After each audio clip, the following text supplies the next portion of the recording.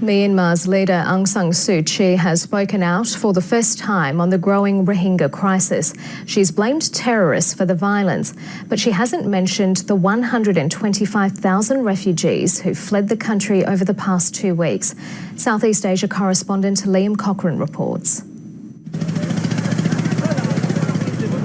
On the Bangladesh coast, an armada of misery. Boatloads of Rohingya refugees arrive from Myanmar, exhausted and grieving.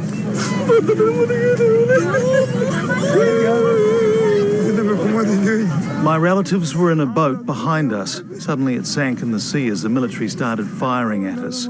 10 members of our family, including my son and grandson, drowned. We somehow managed to escape.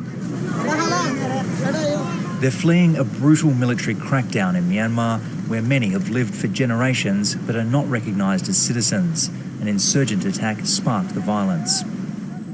They cross the border any way they can, here wading across the Naf River that separates the two countries. Even in this desperate state, they are preyed upon. They took money to bring us across the river into Bangladesh. We haven't eaten for days. A senior UN official says what's happening in Rakhine State has all the hallmarks of ethnic cleansing, perhaps even worse.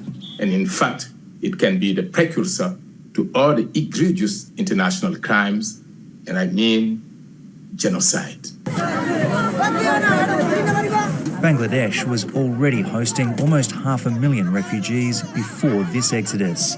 Running out of space, the Bangladesh government is considering sending them to this isolated island that floods at high tide. The country's leader, Aung San Suu Kyi, spoke out for the first time today. She blamed terrorists for the conflict, but didn't mention the plight of Rohingya Muslims fleeing the country. I do believe that she is a moral authority, and I think she should speak out. But these refugees need more than words, with fears inaction could lead to a regional crisis. Liam Cochrane, ABC News.